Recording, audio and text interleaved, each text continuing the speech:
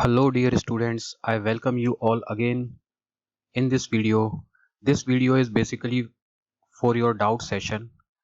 बहुत सारे students comment करते हैं, डाउट पूछते हैं और सबके वही कॉमन से क्वेश्चंस होते हैं। तो एक लंबे टाइम से मैं आपके डाउट सेशन लेने की ट्राई कर रहा था। तो आज मैं एक डाउट सेशन लेकर आया हूँ जहाँ पर मैंने आपके जो मोस्ट इम्पॉर्टेंट क्वेश्चंस हैं उनको मैंने इसमें डिस्कस किया है। तो अभी तक का जो रीप्रोसेस चल रहा है और जो हो चुका है उससे रिलेटेड ये डाउट सेशन है। तो मैंने यहाँ पर कुछ इम्पोर्टेंट क्वेश्चंस हैं उनको यहाँ पर कवर किया है जिससे मैक्सिमम स्टूडेंट्स के जो क्वेरीज हैं वो जहाँ तक है इसको देखने के बाद रिजॉल्व हो जाएंगी। So before starting with this video I would like to request all of you please subscribe the channel. जो पहली बार चैनल को देख रहे हैं वो चैनल सब्सक्राइब जरूर करें क्योंकि यहाँ पर मिलती है आपको best of the best information regarding academics and admission. So start करते हैं विद दिस डाउट सेशन। सो पहला क्वेश्चन है, if I go for upward movement and I got different college, so my previous college will be reserved or not। तो यहाँ पर question पूछा है कि अगर आप अपवर्ड मूवमेंट में जाते हैं और आपको नया कॉलेज मिल जाता है तो पुराना आपके पास रहेगा कि नहीं रहेगा। तो इसका आंसर नो, आपके पास पुराना कॉलेज नहीं रहेगा। आपको अगर नया कॉलेज मिल जाता है तो पुराना आपसे छूट जाएगा। तो एक बार मैं अपवर्ड मूवमेंट के बारे में आपको बता देता हूँ, एक बार वापस समझा देता हूँ अपवर्ड मूवमेंट का केस क्या है। इसके अंदर दो सिचुएशन हो सकती है। पहली सिचुएशन तो ये है कि आप अपवर्ड मूवमेंट में वो कैंडिडेट जाएगा जो जिसको कॉलेज अलॉट हो चुका है। तो college allotted candidates upward movement choose करेगा और जो चॉइस एग्जॉस्टेड कैंडिडेट है उसको तो ऑटोमेटिकली अपवर्ड मूवमेंट के लिए वो एलिजिबल हो जाता है। तो उसको कुछ करने की जरूरत नहीं है। जिनका चॉइस एग्जॉस्टेड आ रहा है तो उनका तो प्रोसेस यहीं पर क्लोज हो गया, उनको अपनी तरफ से कुछ करने की जरूरत नहीं है। बस उनको जब अपवर्ड मूवमेंट का रिजल्ट आएगा उसको चेक करने की जरूरत है कि उनका कुछ अपडेशन हुआ है या नहीं हुआ है। तो चॉइस एग्जॉस्टेड कैंडिडेट्स का तो ऑटोमेटिकली एलिजिबल हो जाते हैं अपवर्ड मूवमेंट के लिए। अब बात करते हैं जिनको कॉलेज अलॉट हो चुका है, ऐसे कैंडिडेट्स को अपवर्ड मूवमेंट करना है तो उनको क्या करना होगा, उनको कॉलेज में रिपोर्ट करना होगा। रिपोर्ट करना कंपलसरी है। Without reporting it is not possible to participate in upward movement. तो अपवर्ड मूवमेंट में आप पार्टिसिपेट नहीं कर पाएंगे जब तक आपकी रिपोर्टिंग नहीं होगी। तो जिनको भी कॉलेज अलॉट हुआ है और वो अपवर्ड मूवमेंट में जाने की सोच रहे हैं तो उनको कॉलेज में रिपोर्टिंग करनी ही पड़ेगी। तो आपके पास जैसे ही आप कॉलेज रिपोर्ट कर देंगे वहां पर, तो उसके बाद जो आपका अपवर्ड मूवमेंट का लिंक है उस पर यूजर आईडी लॉगिन डालेंगे तो वो आपका लिंक एक्टिव हो जाएगा और आप उस पर जाकर क्लिक कर कर अपवर्ड मूवमेंट के लिए ट्राई कर देंगे। तो जैसे ही अपवर्ड मूवमेंट का रिजल्ट आएगा तो उसमें भी दो चांसेस आपके बनेंगे। तो वो दो चांसेस क्या होंगे, एक तो आपका कॉलेज चेंज हो जाएगा और एक नो चेंज हो जाएगा। अगर आपका कॉलेज चेंज नहीं होता है अपवर्ड मूवमेंट में जाने के बाद तब तो कोई दिक्कत ही नहीं है। आपको जो कॉलेज मिला हुआ था जहां पर आप रिपोर्टिंग करके आ गए थे वो कॉलेज आपका रहेगा, आपकी जो सीट है वो सेफ रहेगी इस केस में अगर कोई भी चेंज नहीं होता है। और अगर अपवर्ड मूवमेंट के बाद अगर आपका चेंज हो गया कॉलेज तो उस केस में क्या होगा कि आपका जो पुराना जो कॉलेज था जो आपको पहले अलॉट हुआ था, प्रीवियस सीट है वो आपकी नहीं रहेगी पुरानी वाली, आपको नई कॉलेज की सीट अलॉट हो जाएगी और आपको नए कॉलेज में रिपोर्ट करना पड़ेगा। तो आपकी जो प्रीवियस सीट है वो नहीं रहती है जब आपका कॉलेज चेंज हो जाता है अपवर्ड मूवमेंट के केस में। अगर नो चेंज होता है तो कोई दिक्कत नहीं है, लेकिन अगर कॉलेज चेंज होता है तो आपको नई कॉलेज में नई सीट अलॉट हो जाएगी और आपको वहां पर जाकर रिपोर्टिंग करनी पड़ेगी और एडमिशन वहीं पर लेना होगा जो भी आपको सीट अलॉट होगी। तो जैसे आपने प्रेफरेंस भरा होगा एग्जाम्पल के फॉर्म में हम देख लेते हैं। यहाँ पर सपोज कोई स्टूडेंट है उसने इस तरह का प्रेफरेंस भरा हुआ है 1 2 3 4 5 6 करके। तो ये सबसे हाईयर चॉइस है उसकी और यहाँ नीचे लोअर चॉइस है। तो ये लोअर टू हाईयर चॉइसेस की तरफ हम जा रहे हैं। सपोज किसी स्टूडेंट को एट प्रेजेंट अभी राजस्थान टेक्निकल यूनिवर्सिटी में सीएसई ब्रांच अलॉट हो गई है। अभी जो रिजल्ट आया है आउट ऑफ राजस्थान का उसके अंदर आरटीयू में सीएसई ब्रांच अलॉट हो गई है। तो अब इस स्टूडेंट के क्या पास क्या ऑप्शन है कि ये स्टूडेंट अपवर्ड मूवमेंट में जाता है। अपवर्ड मूवमेंट में जाता है तो इसके पास हाईयर चॉइसेस कौन कौन सी बची हैं, एक तो ये है, एक ये है, एक ये है। अब इसको कौन सी सीट मिलेगी ये डिपेंड करता है। जहां पर भी सीट खाली हो पाएगी इसकी रैंक के अकॉर्डिंग वही सीट इसको मिल जाएगी। अगर कोई स्टूडेंट सोच रहा है कि जस्ट ऊपर वाली मिल जाएगी तो इसकी भी श्योरिटी नहीं है जस्ट ऊपर वाली मिले, इसकी भी श्योरिटी नहीं है ये मिले, इसकी भी श्योरिटी नहीं है ये मिले।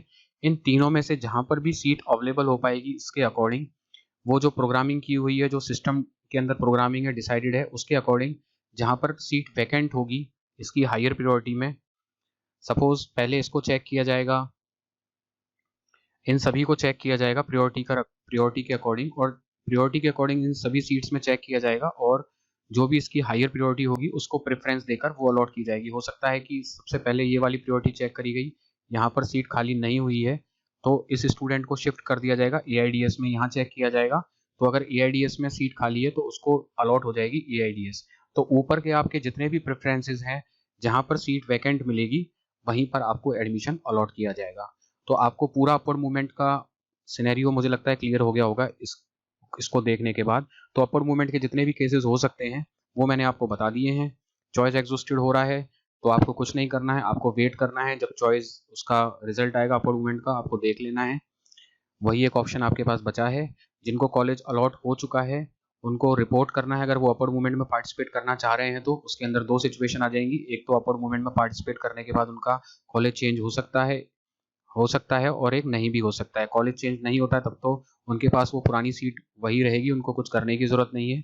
अगर कॉलेज चेंज हो जाता है तो उनको नए कॉलेज में जाकर नए तरीके से सब रिपोर्टिंग करनी पड़ेगी, अपने डॉक्यूमेंट्स वेरीफाई करने पड़ेंगे और जो पुराने कॉलेज में फीस जमा हुई है उसकी फीस रिसिप्ट यहाँ पर दिखानी होगी। और यहाँ पर आपको समझ में आ गया होगा कि किस तरीके से आपको हायर प्रेफरेंस की तरफ में अपवर्ड मूवमेंट में ले जाया जाता है। ये नीचे के प्रेफरेंसेस से कोई मतलब नहीं है। आप सोचो कि नीचे के प्रेफरेंसेस में जाओगे तो नीचे के प्रेफरेंसेस से कोई मतलब नहीं है। आप जहां पर आकर रुके हो, मान आप यहाँ पर आकर रुके हो बाई चांस, तो इसके ऊपर की चॉइसेस ही अपवर्ड मूवमेंट में काम में आती हैं, इसके नीचे की चॉइसेस से कोई मतलब नहीं है। तो मुझे लगता है कि आप कोई चीज क्लियर हो गई होगी। अब नेक्स्ट क्वेश्चन देख लेते हैं। नेक्स्ट क्वेश्चन क्या है? तो नेक्स्ट क्वेश्चन है, भैया अगर टीएफडब्ल्यूएस वाले राउंड में रिपोर्टिंग नहीं करें तो राजस्थान वाले राउंड में कॉलेज मिल सकती है क्या? Please reply. हाँ, तो ऐसे स्टूडेंट्स जिन्होंने टीएफडब्ल्यूएस में रिपोर्ट नहीं किया है तो उनको राजस्थान का जो 16 अगस्त को जो रिजल्ट आने वाला है उसके अंदर उन सभी का रिजल्ट आ जाएगा। तो यस है इसका आंसर। तो यहाँ पर भी दो केस बन रहे थे कि if not get seat in any TFWS round, अगर आपको किसी भी टीएफडब्ल्यूएस राउंड में सीट नहीं मिली है तो अगर आपने टीएफडब्ल्यूएस राउंड में सीट ले ली है तो दो केसेस हैं। अगर आपको टीएफडब्ल्यूएस राउंड में कोई भी सीट नहीं मिली है या आपने ड्रॉप कर दी है या फिर आपको किसी कारण से नहीं मिल पाई है, आपने एडमिशन ही नहीं लिया टीएफडब्ल्यूएस राउंड्स में, तो आपको 6th राउंड के लिए कंसीडर कर लिया जाएगा। इसमें तो कोई कंफ्यूजन है ही नहीं। तो 6th राउंड के लिए आप एलिजिबल हैं।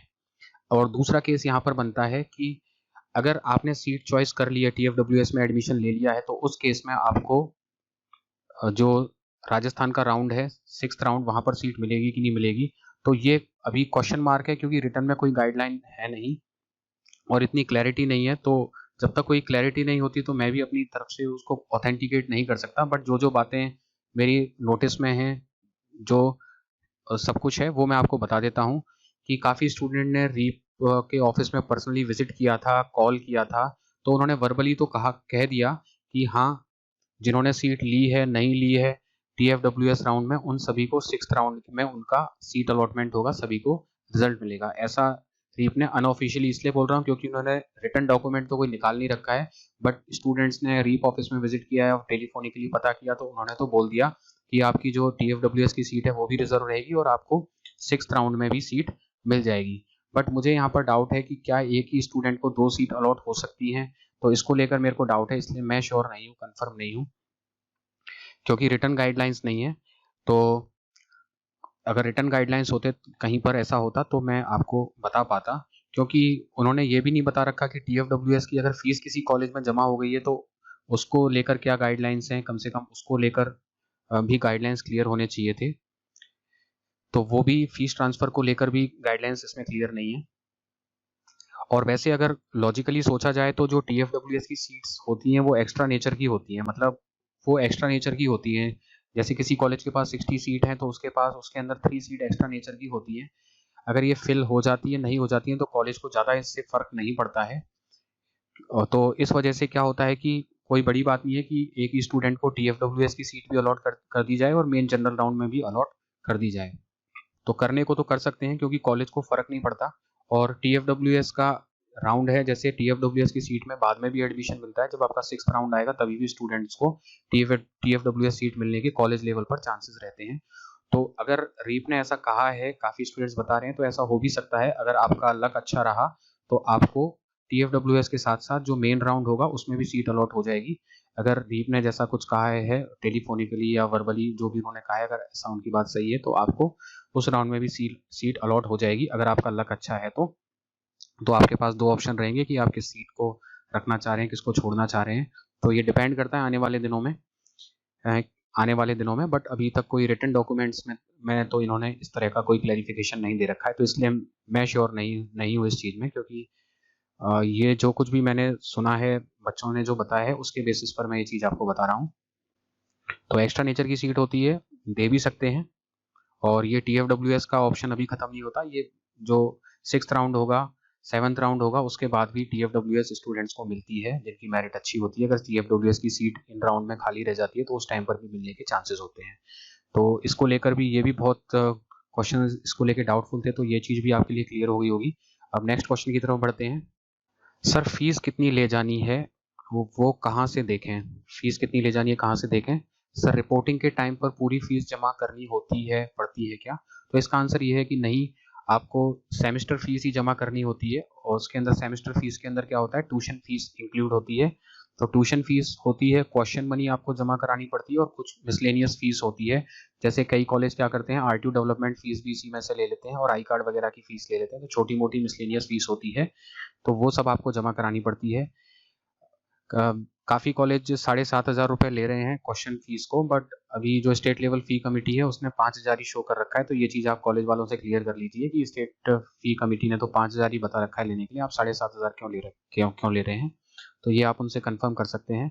गवर्नमेंट कॉलेजेस में तो काफ़ी 5,000 ही ले रहे हैं, और जो गवर्नमेंट एडेड सीट है वहाँ पर तो 2,500 ही ले रहे हैं अभी भी। तो ये चीज़ आप क्लैरिटी कर लें। तो इसके लिए क्या कर सकते हैं कि कितनी फीस ले जानी है, इसका तो सबसे अच्छा तरीका यही है कि आप जो भी कॉलेज आपको अलॉट हुआ है उसके फ़ोन नंबर आपके अलॉटमेंट लेटर पर होते हैं, तो आप उनसे टेलीफोनिकली पूछ सकते हैं। एंड आपको नोट ये रखना है कि स्टेट लेवल फ़ी कमेटी है, वो पूरी फ़ी स्ट्रक्चर को रेगुलेट करती है। तो एक मैक्सिमम लिमिट उन्होंने सेट कर रखी है स्टेट लेवल फ़ी कमिटीज़ ने, कोई भी कॉलेज उससे ज़्यादा फ़ीस नहीं ले सकता। तो ये चीज़ आपको ध्यान में रखनी है कि आपसे कोई ज़रूरत से ज़्यादा फ़ीस तो नहीं ले रहा है, गलत तरीके से फ़ीस तो नहीं ले रहा है। इसके लिए क्या फ़ीस स्ट्रक्चर स्टेट लेवल फ़ी कमिटी ने डिसाइड किया हुआ है, इसका भी वीडियो मैंने बना रखा है, तो वो आप प्लेलिस्ट में चेक कर सकते हैं। कम से कम आपको ये तो आइडिया लग जाए कि हाँ, इससे ज़्यादा तो फ़ीस हो नहीं सकती। ये फ़ीस के हेड्स होते हैं कि इतनी क्वेश्चन मनी हो सकती है, इतनी ट्यूशन फ़ीस हो सकती है, इतने मिसलेनियस चार्जेस हो सकते हैं। तो वो सब मैंने उसमें बताया हुआ है। वो काफ़ी डिटेल्ड वीडियो है, तो आप उसको देख सकते हैं, उससे आपको एक आइडिया लग जाएगा, जिससे आपको ये रहे कि कोई भी कॉलेज आपसे ज़्यादा फीस ना ले सके।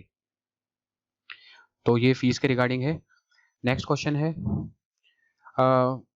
यहाँ पर outside of Rajasthan reporting time document, काफ़ी आउटसाइड राजस्थान के वो रिपोर्टिंग डॉक्यूमेंट्स की बात कर रहे हैं। तो वही जो राजस्थान के हैं, आउटसाइड राजस्थान के लगभग सेम डॉक्यूमेंट सभी को लेके जाने हैं। तो पहला तो हो गया प्रोविजनल सीट अलॉटमेंट लेटर, आपको लेके जाना है, एप्लीकेशन कम रजिस्ट्रेशन फॉर्म, और 2 से 3 एडिशनल कलर फोटोग्राफ आप अपने साथ रखें। उसके बाद आधार कार्ड रखें, क्लास 10th की मार्कशीट हो जाएगी, JEE का स्कोर कार्ड हो जाएगा, क्लास 12th की मार्कशीट हो जाएगी। जिन भी स्टूडेंट्स का एप्लीकेबल है JEE का स्कोर कार्ड, उनके लिए ज़रूरत है। अगर जिसने नहीं दिया है 12th के बेसिस पे भरा है तो उनको रिक्वायरमेंट नहीं है। उसके बाद कैटेगरी सर्टिफिकेट है, ये कंपलसरी रिक्वायर नहीं है, अगर आपके पास हो तो दे देना, इसका कोई एडवांटेज तो आपको मिलेगा नहीं, हो तो दे देना, नहीं है तो इसकी कोई ज़रूरत नहीं पड़ती।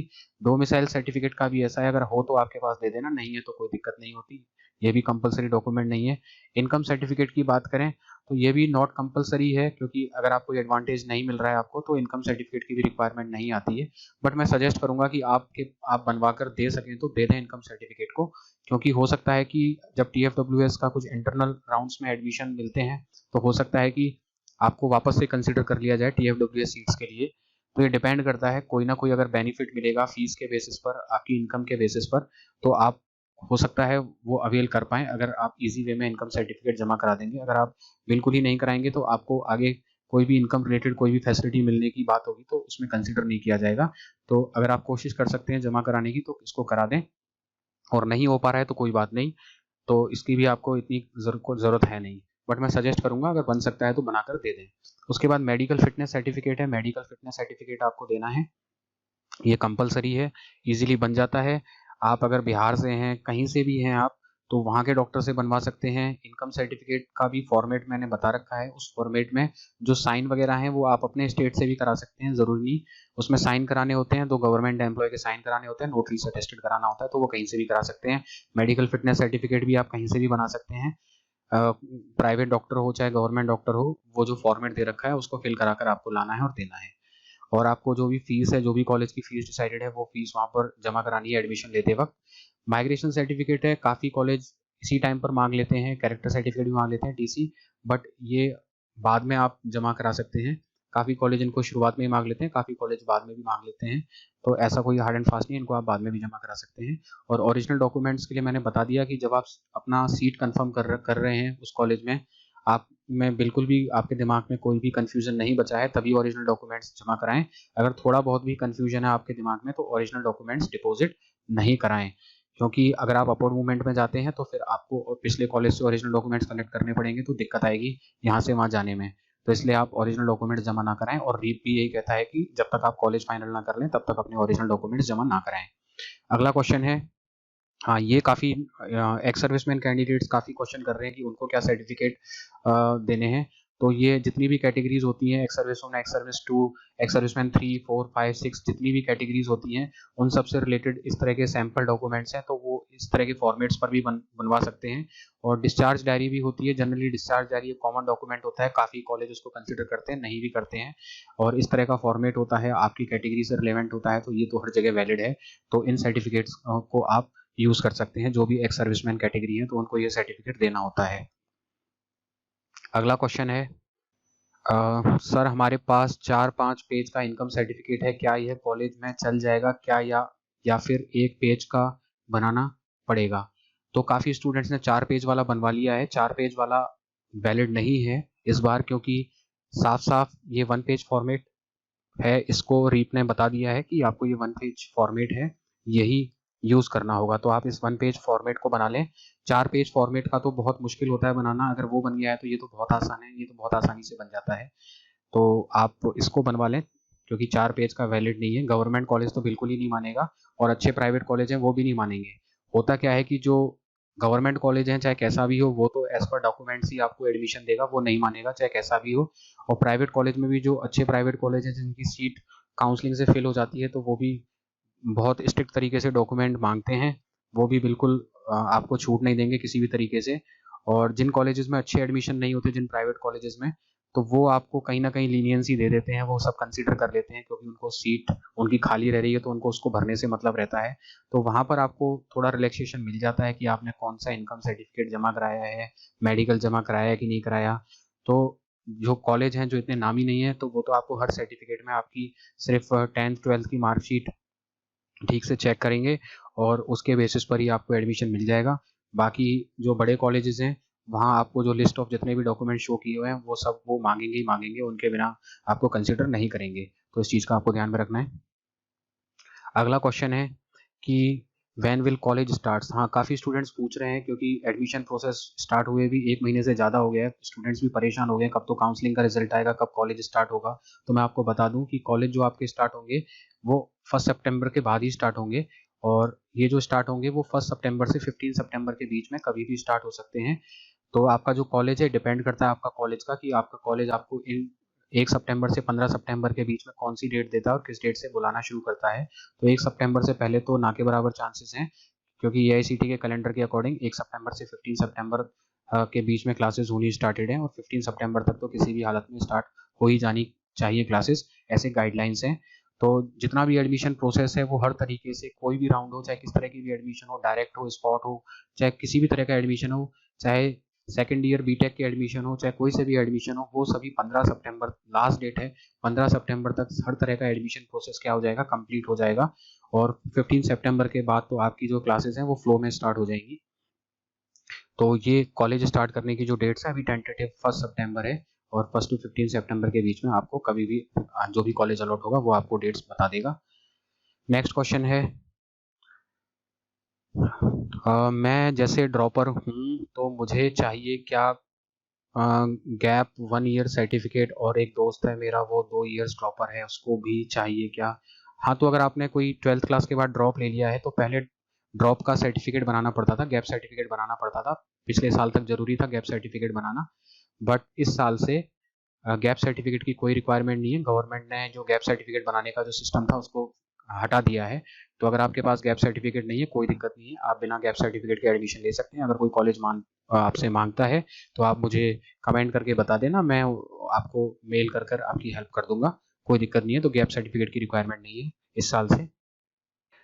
अगला क्वेश्चन है, I am not able to come for physical reporting, क्या करूँ, प्लीज हेल्प। ये भी काफ़ी स्टूडेंट्स के साथ प्रॉब्लम आ रही है कि काफ़ी स्टूडेंट्स दूर हैं, काफ़ी जैसे बिहार के स्टूडेंट्स भी यहाँ पर एडमिशन लेने, पश्चिम बंगाल के, महाराष्ट्र के, एमपी, काफ़ी स्टूडेंट्स यहाँ पर एडमिशन लेने आते हैं। तो ये एक दिक्कत है स्टूडेंट्स के साथ।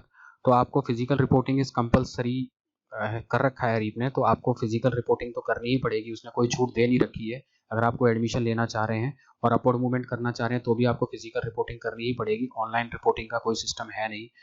लेकिन you can request to your allotted college, आप कॉल कर कर उनसे रिक्वेस्ट कर सकते हैं, ईमेल कर कर रिक्वेस्ट कर सकते हैं। अगर वो पॉसिबल होता है, नहीं हो पा रहा है आपके लिए कॉलेज रिपोर्ट कर पाना, तो ये टोटली कॉलेज पे डिपेंड करता है कि वो आपको अलाउ करता है कि नहीं करता ऑनलाइन काउंसलिंग मोड करके।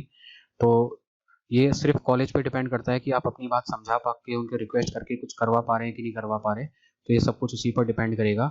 और जनरली जो गवर्नमेंट कॉलेज होते हैं वो कंसिडर नहीं करते हैं, और प्राइवेट में जो कुछ कॉलेजेस हैं वो कर लेते हैं, और जो बड़े कॉलेजेस हैं प्राइवेट में जिनके एडमिशन्स ठीक ठाक हो जाते हैं तो वो भी कंसिडर नहीं करते। तो ये टोटली कॉलेज पर डिपेंड करता है कि वो आपको अलाउ करेगा कि नहीं करेगा। तो रीप इसमें कुछ भी इंटरफेयर नहीं कर पाता, उसकी तरफ से तो फिजिकल रिपोर्टिंग का दे रखा है, बाकी कॉलेज पे डिपेंडेंट होता है कि वो कॉलेज आपको अलाउ करता है कि नहीं करता। तो आप रिक्वेस्ट कर कर देख सकते हैं कि वो आपकी वीडियो कॉन्फ्रेंसिंग के थ्रू रिपोर्टिंग करा ले, मान जाता है तो ठीक है, अदरवाइज आपको पहुंचना तो पड़ेगा ही। सर मैंने क्लास 12th आउटसाइड राजस्थान से किया था, पर मेरे होम स्टेट राजस्थान है, तो सर मेरा रिजल्ट किस हिसाब से आएगा। काफ़ी स्टूडेंट्स हैं जो राजस्थान के रहने वाले हैं, लेकिन उनकी जो पढ़ाई है वो राजस्थान से बाहर से हुई है। तो ऐसे स्टूडेंट्स को भी घबराने की ज़रूरत नहीं है, वो राजस्थान के मूल निवासी हैं, तो उनको राजस्थान का मूल निवासी ही कंसिडर किया जाएगा, और उनको अपना मूल निवास का सर्टिफिकेट बना लेना है। तो उनको, उन्होंने जो भी वहाँ पर जिसके अकॉर्डिंग सिलेक्ट किया उसके अकॉर्डिंग ही उनको कंसिडर किया जाएगा, और उनको राजस्थान का कैंडिडेट ही समझकर एडमिशन दिया जाएगा। तो इसमें भी कोई दिक्कत नहीं है। How college allotted on basis of general rank और कैटेगरी रैंक। तो हाँ, ये काफ़ी स्टूडेंट्स पूछ रहे हैं कि कॉलेज कैसे होता है अलॉट, जनरल रैंक के बेसिस पर होता है या फिर कैटेगरी रैंक के बेसिस पर होता है। तो मैं आपको बता दूं, यहाँ पर आपकी दोनों रैंक ही कंसीडर की जाती है अलॉटमेंट के वक्त। आपको जनरल रैंक के भी इम्पोर्टेंट होती है और आपकी कैटेगरी रैंक भी इम्पोर्टेंट होती है, क्योंकि जनरल कैटेगरी होती है उसके अंदर तो सारी कैटेगरी इंक्लूड हो जाती है। अगर आप जनरल कैटेगरी की बात करें तो जनरल में तो ओबीसी, एससी, एसटी सारी कैटेगरीज इंक्लूड होती है। इसलिए जो फर्स्ट अलॉटमेंट है वो आपकी जनरल रैंक के थ्रू किया जाता है, बाय यूजिंग जनरल रैंक। उसके बाद reserve candidates can get seat of his choice in general seat, then seat is allotted on basis of general merit. तो सबसे पहले आपकी जनरल रैंक कंसीडर की जाती है, और जनरल रैंक के अकॉर्डिंग अगर आपको कॉलेज मिल पा रहा है तो ठीक है, अगर आपको नहीं मिल पा रही है अच्छा कॉलेज तो आपको आपकी कैटेगरी रैंक का बेनिफिट दिया जाता है। जैसे एक एग्जांपल के फॉर्म में मैं समझाऊं, जैसे सपोज एमबीएम कॉलेज है, वहाँ पर टोटल कंप्यूटर साइंस की 60 सीट्स हैं, जिसके अंदर जनरल की जो सीट्स हैं वो 25 हैं फॉर एग्जांपल, और ओबीसी की 12 सीट्स हैं। तो मान लो ओबीसी का कैंडिडेट है, उसने फॉर्म फिल किया है, तो सबसे पहले उसकी जो जनरल की मेरिट है उसको कंसिडर किया जाएगा। तो ओबीसी कैंडिडेट की जनरल की मेरिट हो गई, ये ओबीसी हो, एससी, एसटी, सभी के केसेस में ये अप्लाई होता है, तो सबको पहले जनरल मेरिट पर कंसिडर किया जाएगा। अगर ओबीसी, एससी, एसटी कैंडिडेट है, मान लीजिए उसकी जनरल मेरिट में रैंक 10 है, तो जनरल में मेरिट 10 है और वो क्या हो गई, इस 25 के अंदर आ रहा है, 10 तो 25 के अंदर आ जाता है, तो इस कैंडिडेट को क्या हो जाएगी, ये जनरल की सीट अलॉट हो जाएगी। तो इस कैंडिडेट को जनरल की सीट अलॉट हो जाएगी। एक तो केस ये हो गया। मान लीजिए इसी कैंडिडेट की जो जनरल की जो रैंक है, तो मान लीजिए इसी कैंडिडेट की जो रैंक है वो 27 होती, मान लीजिए इसी कैंडिडेट की जो जनरल रैंक है वो 27 होती, और अगर ओबीसी कैटेगरी में बात करें, ओबीसी कैटेगरी में इसकी जो रैंक है वो 4th होती, तो इसको ओबीसी के कैंडिडेट को इसकी कैटेगरी रैंक का बेनिफिट मिल जाएगा, और इस 4th रैंक के बेसिस में उसको एमबीएम की ये सीएस की सीट्स अवेलेबल हो जाएगी। तो आप यहाँ पर समझ गए होंगे कि जिनको भी रिजर्व कैटेगरी के लोग हैं उनकी दोनों रैंक इंपॉर्टेंट रखती हैं। जितनी भी कैटेगरीज में आपको रैंक अलॉट हुई है, OBC, OBC female, SC, SC female, ST, ST female, वो सारी इंपॉर्टेंट हैं। तो सबसे पहले स्टेप बाय स्टेप आपको जनरल में कंसिडर करके रैंक कॉलेज अलॉट किया जाता है, फिर आपकी जो ओबीसी रैंक है उसके अंदर, ओबीसी फीमेल है उसके अंदर, इस तरीके से आपको कंसिडर किया जाता है। ये कुछ रिजर्वेशन का सिस्टम है। भैया, one video on the admission withdrawal process and how much fees return. हाँ, एडमिशन विड्रॉल का भी मैं आपको बताऊंगा प्रोसेस, बट एडमिशन विड्रॉल का जो लिंक है वो अभी आउट ऑफ राजस्थान के जैसे एडमिशन लेना स्टार्ट करेंगे तो उनको तो अवेलेबल हो जाएगा। जैसे जैसे वो एडमिशन लेते रहेंगे तो रीप के पोर्टल पर कुछ ही दिनों में एडमिशन विड्रॉल का लिंक भी अवेलेबल हो जाएगा। तो स्टूडेंट को ऑनलाइन अप्लाई करना पड़ता है या फिर जिस कॉलेज में एडमिशन लिया है वहाँ पर एक एप्लीकेशन देकर भी उसको अप्लाई कर सकता है। वहाँ पर जो कॉलेज अथॉरिटी है विड्रॉल कर देती है और ऑनलाइन पोर्टल पर जो लिंक आएगा उसके थ्रू आपको अप्लाई करना पड़ता है। और कैंडिडेट स्टेटस में जाकर आप चेक कर सकते हैं कि आपको एडमिशन अलॉट हो रखा है या आपका विड्रॉल हो गया। तो आपको कैंडिडेट स्टेटस के पैनल पर भी ये देखने के लिए मिल जाएगा कि आपका कहीं एडमिशन हो रखा है, नहीं हो रखा है, आपका कहीं विड्रॉल हो रहा है कि नहीं हो रखा। तो ये भी आपको रीप के पोर्टल पर कैंडिडेट स्टेटस के अंदर आने वाले दिनों में आपका क्या स्टेटस है, आपका एडमिशन हो चुका है, नहीं हो चुका है, विड्रॉल होगा नहीं होगा, ये सारी चीज़ें उसके अंदर अवेलेबल हो जाएंगी। अब बहुत सारे स्टूडेंट्स हैं, उनके ये क्वेश्चन आते हैं, REAP general rank 512 EWS 512 domestic registration, can I get ECW branch RT quota 1800 EWS. भैया मेरी रीप जनरल रैंक कितनी है, ईडब्ल्यूएस रैंक कितनी है, 1300 मुझे आर्य में मेन कैंपस में मिला है, मुझे ये नहीं चाहिए, मुझे वो चाहिए था, ये मिल जाएगा। तो इस तरह के क्वेश्चंस बहुत स्टूडेंट्स पूछते हैं। तो मैं बताऊं कि ये सबसे मुश्किल क्वेश्चन होता है मेरे लिए कि इनका जवाब दे पाना। These questions are most difficult to answer, लेकिन फिर भी but I try my best to answer these questions. मैं ट्राई करता हूँ इनका आंसर आपको दे पाऊँ। तो और मैंने जितनी भी कमेंट हैं लगभग मैक्सिमम सबका रिप्लाई करने की कोशिश करी है। जो भी मेरी बेस्ट ऑफ द नॉलेज है उसके अकॉर्डिंग मैंने इनको आंसर करने की कोशिश करी है। ये मुश्किल इसलिए है क्योंकि जो ट्रेंड्स है, जो भी कट ऑफ जाती है वो ईयर टू ईयर चेंज होती है, हर साल चेंज होती है। तो अगर हम पिछले साल के बेसिस पर मैं कुछ बताऊंगा तो वैसा ही एकदम इस साल नहीं रहेगा, बहुत बदलाव आ जाता है एक साल में। अभी कट ऑफ है इतनी ज़्यादा वेरी कर रही है, किसी भी एग्जाम को आप उठा के देख लीजिए, हर एग्जाम में जो कट ऑफ है वो बहुत ज़्यादा वेरी कर रही है। तो एकदम से ईयर टू ईयर बहुत ड्रास्टिक डिफरेंस आ जाता है, बहुत बड़ा डिफरेंस आ जाता है। तो इसलिए थोड़ा बहुत चेंज हो जाता होता तो आसान रहता, लेकिन ईयर टू ईयर काफ़ी बड़ा डिफरेंस आजकल कट ऑफ में देखने के लिए मिल रहा है। तो उसके अलावा जो इन्फॉर्मेशन आप कमेंट कर कर देते हैं वो भी मेरे लिए इनकम्प्लीट होती है, पूरी इन्फॉर्मेशन नहीं होती है मेरे पास। तो उस इनकम्प्लीट इन्फॉर्मेशन के बेसिस पर भी कह पाना, बता पाना थोड़ा सा मुश्किल हो जाता है। और आपने किस तरीके से चॉइस फिलिंग की है, आपका चॉइस ऑर्डर क्या रहा है, वो भी मुझे क्लियर नहीं होता है। और your college allotment on your rank also depends on how you fill college choices. तो आपका कॉलेज कौन सा आपको मिलने वाला है वो बहुत डिपेंड करता है कि आपने कॉलेज की चॉइसेस किस तरीके से फिल की हैं। तो इस तरीके से ये बहुत सारे फैक्टर्स इन्वॉल्व होते हैं कि दूसरे स्टूडेंट ने भी किस तरीके से कॉलेज की चॉइसेस फिल करके उनको प्रेफरेंस दिया है, किन ब्रांचेस को वेटेज दिया है, किन को इस बार स्टूडेंट कंसीडर नहीं किया गया। तो बहुत सारे फैक्टर इन्वॉल्व हो जाते हैं और ये हर साल चेंज होते रहते हैं, प्लेसमेंट्स के ग्राफ पर, स्टूडेंट्स के फीडबैक के बेसिस पर, इंडस्ट्री के फीडबैक के बेसिस पर। तो स्टूडेंट्स का जो रुझान है वो कई बार बदलता रहता है। तो इस वजह से ईयर टू ईयर जो स्टैटिस्टिक्स है वो चेंज हो जाता है। सो अगर मैं कोई राइट प्रिडिक्शन करना चाह रहा हूँ तो उसके लिए मुझे बहुत सारी इन्फॉर्मेशन की रिक्वायरमेंट होती है जो आपके इन कमेंट्स में मिसिंग रहती है, इसलिए थोड़ा सा मुश्किल होता है ऐसे जवाबों को दे पाना। और काफ़ी स्टूडेंट्स हैं जैसे उनकी रैंक काफ़ी ज़्यादा होती है तो मैं कभी कभी क्लियरली रिप्लाई कर देता हूँ, क्योंकि मैं बहुत जल्दी क्लियरली रिप्लाई कर देता हूँ। तो काफ़ी स्टूडेंट्स को अच्छा भी नहीं लगता कई बार, तो इसलिए क्या है कि मैं अवॉइड करता हूँ कई बार उस रैंक के स्टूडेंट्स को रिप्लाई करने पर जहाँ पर मिलना बिल्कुल ही मुश्किल होता है। तो फिर मैं भी अवॉइड करने की कोशिश करता हूँ कि मैं रिप्लाई ना करूँ, क्योंकि कई बार स्टूडेंट्स को वो चीज़ अच्छी नहीं लग जाती। अगर क्लियर कट आंसर उनको मिल जाए तो उन्हें भी अच्छा नहीं लगता है। तो इसलिए कई बार मुझे उन चीज़ों को अवॉइड करना पड़ता है, बचना पड़ता है। और जो थोड़ा बहुत प्रिडिक्शन है वो इधर उधर, और मैंने जो थोड़ा प्रिडिक्शन में बताता हूँ वो थोड़ा बहुत इधर उधर हो गया तो आप भी पीछे पड़ सकते हो मेरे कि अरे आपने तो ये बताया था, ऐसा तो हुआ नहीं, ये नहीं हुआ, वो नहीं है। क्योंकि कई बार थोड़ी बहुत प्रिडिक्शन इधर उधर हो जाते हैं, क्योंकि जो क्लोज रैंक होती है ज़्यादातर उनमें दिक्कत आती है। जो बहुत क्लोज रैंक हो जाती है, नज़दीक के जो नंबर्स हो जाते हैं उनमें दिक्कत आती है। जो क्लियर कट होते हैं, जिनकी रैंक ठीक है, जहाँ पर क्लियर कट समझ में आ जाता है, वहाँ तो कोई दिक्कत नहीं है। लेकिन जिनकी बहुत क्लोज्ड हो जाती है वहाँ थोड़ा सा प्रिडिक्शन में इधर उधर हो जाती है चीज़ें, वहाँ प्रॉब्लम आ जाती है। लेकिन इन सारी कमियों के बाद भी मैं अपनी तरफ से बेस्ट एफर्ट देता हूँ। Rather than this I try my best always. So मैं हमेशा आपके कमेंट्स को, मैक्सिमम कमेंट्स को रिप्लाई करने की कोशिश करता हूँ। तो प्लीज़ अंडरस्टैंड दिस थिंग्स। सो ये कुछ क्वेरीज थी। मैं उम्मीद करता हूँ कि अभी तक के री प्रोसेस की जो इंपॉर्टेंट क्वेरीज थी वो आपको क्लियर हो गई होंगी। फिर भी अगर आपको कोई डाउट है तो आप कमेंट करके पूछ सकते हैं। तो आपका बहुत बहुत धन्यवाद, आपने मुझे सुना। तो मिलते हैं नेक्स्ट वीडियो में, तब तक के लिए thank you. Hello students. Scroll the playlist at Admission Master for admission process. Fee structure, college review, previous year cutoff, previous year placement record, how to select branch, how to report college, how to complete reporting documents, insights of college, admission process, many more to come. I am with you in your college journey, so subscribe Admission Master and be a part of community.